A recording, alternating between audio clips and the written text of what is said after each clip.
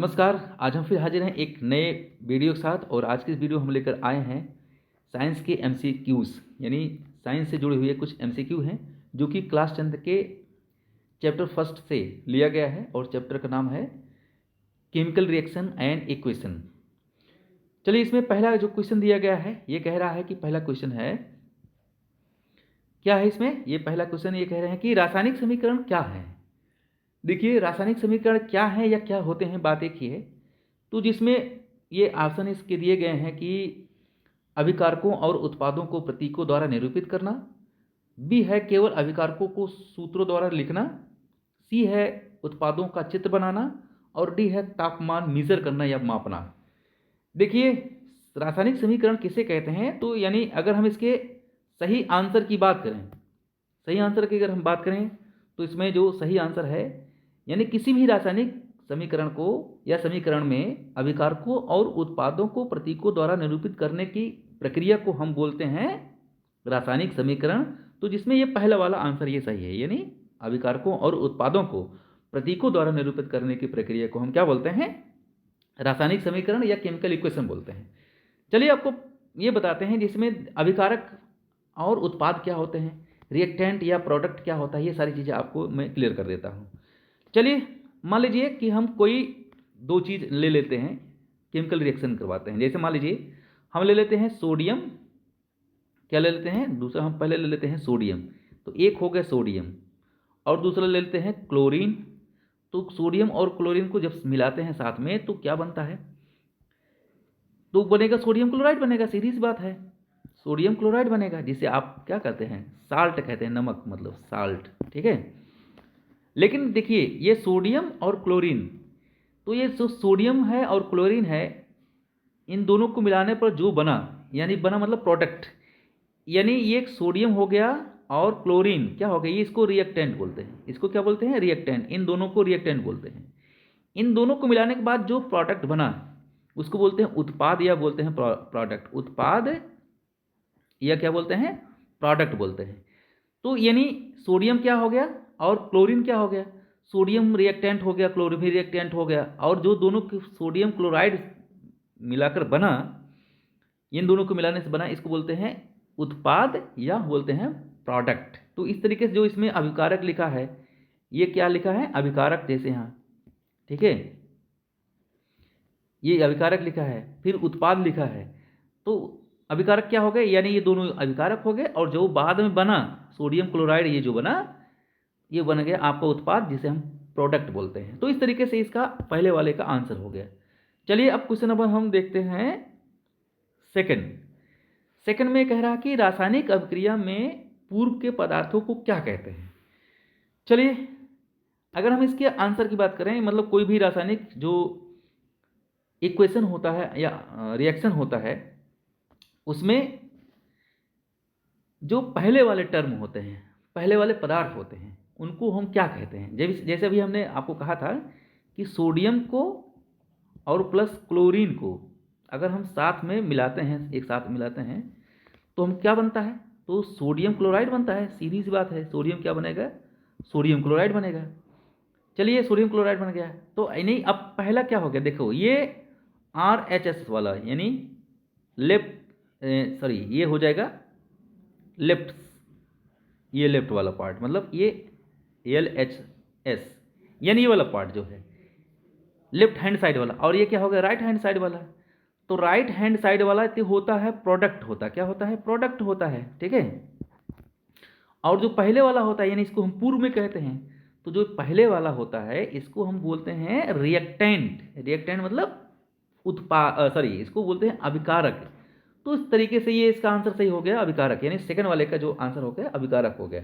तो पहले वाले को हम बोलते हैं अभिकारक, और जो बन के, यानी जो दोनों के मिलने के बाद जो बना केमिकल रिएक्शन में, तो उसको बोलते हैं प्रोडक्ट, यानी उत्पाद बोलते हैं। तो ये था आपके पहले वाले, सॉरी, सेकंड वाले का आंसर। चलिए, अब हम क्वेश्चन नंबर 3 को देखते हैं। ये कह रहा कि मैग्नीशियम को ऑक्सीजन के साथ गर्म करने पर क्या प्राप्त होता है। देखिए, मैग्नीशियम को ऑक्सीजन के साथ गर्म करने पर मैग्नीशियम ऑक्साइड होता है, लेकिन बनता कैसे मैं भी आपको बता देता हूँ। देखिए, अगर आप मैग्नीशियम यानी Mg को, ठीक है, किसके साथ ले लेते हैं, ऑक्सीजन के साथ, ठीक है। तो क्या बनता है, तो ये बनता है आपका 2MgO, ठीक है, 2MgO बनता है। कैसे, देखिए जब दो मैग्नीशियम के दो एलिमेंट को और ऑक्सीजन के दो एलिमेंट को हम ले लेते हैं तो क्या बनता है, मैग्नीशियम ऑक्साइड बनता है। तो यही पूछ रहा है कि आपके क्वेश्चन में कि कह रहा कि मैग्नीशियम को ऑक्सीजन के साथ गर्म करने पर क्या बनता है, तो यानी इसको जब हीट करेंगे, इसको हीट किया जाता है, ठीक है, तब जाके बनता है मैग्नीशियम ऑक्साइड। किसको, कौन कौन मिलाने पर, मैग्नीशियम क्या मिलाने पर, मैग्नीशियम मिलाने पर और ऑक्सीजन मिलाने पर मैग्नीशियम ऑक्साइड बनता है। तो इसका आंसर क्या हो जाएगा, ये बी वाला आंसर सही हो गया, मैग्नीशियम ऑक्साइड हो गया। तो इस तरीके से इसका आंसर हो गया। क्वेश्चन नंबर 4 देखते हैं। ढांचा समीकरण स्केलेटन इक्वेशन में क्या हो सकता है। तो अगर इसमें क्या होने की बात है, मतलब जैसे दोनों पक्षों को परमाणु की संख्या हमेशा समान रहती है, या बी वाला है यानी परमाणु की संख्या समान हो या ना हो, सी वाला है केवल उत्पाद लिखे जाते हैं, और जो ये डी वाला है तीर चिन्ह नहीं लगता है। यानी स्केलेटन मतलब जो जो समीकरण लिखा जाता है, तो आप अब स्केलेटन मतलब क्या हो, जैसे आप मान लीजिए, जैसे कोई हम ले लेते हैं, हाँ हमने ले लिया एक ए ले लिया और एक बी कोई एलिमेंट ले लिया, और इनसे हमने एक एरो लगाया और कोई प्रोडक्ट बन गया, मान लीजिए कि या मान लीजिए H2O बन गया, ठीक है। कोई दो चीज़ लिया और दोनों को मिलाया तो हमको पानी बन गया, ठीक है। अब ये जो पूछ रहा ढांचा, यानी इस पूरे प्रोसेस को हम क्या कहते हैं, यानी जो जो ये पूरा प्रोसेस है, कौन वाला प्रोसेस, ये वाला पूरा प्रोसेस, इसको बोलते हैं स्केलेटन इक्वेशन, यानी जो पूरा ढांचा बना है। तो यानी इसमें क्या लिखा गया कि दोनों तरफ क्या होता है, परमाणुओं की संख्या हमेशा समान रखी जाती है। तो इसका आंसर ये हो जाएगा। कैसे, जैसे अभी आपको एक चीज़ और बता देते हैं। जैसे अभी हमने आपसे कहा था कि जैसे मान लीजिए कि हमने मैग्नीशियम लिया और प्लस क्या लिया, ऑक्साइड लिया, ठीक है, ऑक्सीजन लिया, तो इससे क्या बना, इससे बनेगा आपका 2, यानी हमने 2 लेना पड़ेगा, ठीक है। तो ये हो जाएगा 2MgO। अगर यही 2 ना होता, यही 2 मान लीजिए नहीं होता, तो आपसे ये कहता कि क्या ये इक्वेशन बैलेंस है, तो आप कहते नहीं। क्यों नहीं, क्योंकि यहाँ देख रहे हैं जो ये प्रोडक्ट बना है इसमें 2 मैग्नीशियम है और 2 ऑक्सीजन है, लेकिन यहाँ 2 ऑक्सीजन तो है, लेकिन इसमें देखिए लेफ्ट साइड में 2 ऑक्सीजन तो हैं, लेकिन मैग्नीशियम 2 नहीं है, 2 मैग्नीशियम नहीं है। तो क्या करना होगा, हमको यहाँ 2 से मल्टीप्लाई करना होगा, तो इसलिए तब एक इक्वेशन बैलेंस हो जाएगा। तो वही पूछ रहा है कि ढांचा समीकरण यानी स्केलेटन इक्वेशन में क्या हो सकता है। यही हो सकता है कि दोनों पक्षों में जो एटम होते हैं उनमें हमेशा उनकी संख्या क्या होती है, समान होती है। तो ये हो गया आपका आंसर, हो गया ये सही हो गया पहला वाला, ठीक है। तो इस तरीके से ये हो गया। चलिए अब हम क्वेश्चन नंबर 5 पे चलते हैं। यानी समीकरण, यानी जब इक्वेशन लिखते हैं, केमिकल इक्वेशन जब लिखते हैं, यानी समीकरण लिखने की विधि, रासायनिक समीकरण यानी केमिकल इक्वेशन में हाइड्रोजन गैस को कैसे लिखा जाता है। मतलब जब हाइड्रोजन गैस कहीं लिखा जाता है तो कैसे लिखे, डायरेक्ट ऐसे हाइड्रोजन लिख देते हैं, कुछ और लिखते हैं, या H2O लिखा जाता है। ये जो बता रहे हैं कि ये बता रहे हैं कि ये लिखा जाता है कि यह ऐसे लिखा जाता है। तो अगर हम इसके सही आंसर की बात करें, यानी H2O के जो H2 है, H2 लिखा जाता है। यानी जहाँ भी आप हाइड्रोजन यूज करेंगे वहाँ लिखेंगे H2 लिखेंगे, ठीक है, H2 ही लिखेंगे। तो ये हो गया आंसर इसका, पांचवें वाले का बी वाला आंसर। चलिए हम क्वेश्चन नंबर यहाँ 3 देखते हैं। 3 में क्या है, इसमें सॉरी 3 नहीं 6 है। अभिकारकों को समीकरण में कहाँ लिखा जाता है। ये पूछ रहे हैं कि जो रिएक्टेंट होते हैं इसको कहाँ लिखा जाता है इक्वेशन में। अब देखिए सबसे पहले आपको बताते हैं कि अभिकारक अभी हमने बताया था। जैसे मान लीजिए सोडियम को हमने लिया था और प्लस क्लोरीन लिया था। तो यानी जब कोई दो चीज़ लेते हैं कोई चीज़ बनाने के लिए, कोई एक नया चीज़ बनाने के लिए, तो क्या यानी जो जो चीज़ लिए हैं तो इसको बोलते हैं अभिकारक यानी रिएक्टेंट। यानी जो रिएक्शन में पार्टिसिपेंट करते हैं, जो रिएक्शन में भाग लेने वाले एलिमेंट होते हैं उनको हम बोलते हैं रिएक्टेंट। तो सोडियम और क्लोरीन क्या हो गया, रिएक्टेंट हो गया। और रिएक्टेंट की हिंदी होती है क्या, यानी अभिकारक। और इसको कहाँ लिखा जाता है, इसको लिखा जाता है समीकरण के बाईं ओर ठीक है, बाईं ओर, इसका मतलब क्या है, इसका बी वाला सही हो जाएगा। तो सोडियम को क्लोरीन को बनाया तो हमारे पास सोडियम क्लोराइड बन गया। तो जब सोडियम क्लोराइड बन, नमक बन गया, तो बना, तो यही पूछ रहा कि दाहिने ओर नहीं, इधर इधर नहीं, ये इधर, तो लेफ्ट साइड वाले को तो हम बोलते हैं, यानी क्या, कहाँ रखा जाता है अभिकारक को, ये अभिकारक हो गए। और अभिकारक को हमेशा कहाँ रखा जाता है, अभिकारक को हमेशा लेफ्ट साइड रखा जाता है। तो इसका आंसर ये हो गया। चलिए अब हम क्वेश्चन नंबर देखते हैं 7। उत्क्रमणीय अभिक्रिया को चिन्ह, यानी को किस चिन्ह से दर्शाया जाता है। उत्क्रमणीय अभिक्रिया मतलब समझ रहे हो, देखिए जैसे मान लीजिए उत्क्रमणीय रिवर्सिबल रिएक्शन इसको कहते हैं। उत्क्रमणीय मतलब रिवर्सिबल रिएक्शन ये होता है। देखिए जैसे आप मान लीजिए बर्फ आपने लिया, आइस लिया, आइस लिया, देखिए पानी को आइस से बर्फ बनता है या बर्फ से, मतलब सॉरी, इसको ऐसे बोलेंगे कि पानी से क्या बनता है, बर्फ। आपने पानी लिया और आपने इसको फ्रीज किया तो बन गया आपका बर्फ, बन गया आइस बन गया, ठीक है। तो देखिए पानी से बर्फ बना, पानी से क्या बना, बर्फ बना, और पानी से क्या बना, ये बर्फ बन गया। और क्या बर्फ से आइस नहीं, ये नहीं बनेगा पानी। तो इसको बोलते हैं, नहीं, अगर कोई प्रोडक्ट ऐसा बना है, दो चीज़ों को मिलाने के बाद कोई एक चीज़ बना, नया चीज़ बना, और उस नए चीज़ से फिर वही चीज़ बन जाए जो पहले वाला था, तो इसको बोलते हैं रिवर्सिबल रिएक्शन। और इसके लिए जो हम चिन्ह का यूज करते हैं वो है आपका ये वाला, यानी हम ऐसे करेंगे और एक ऐसे।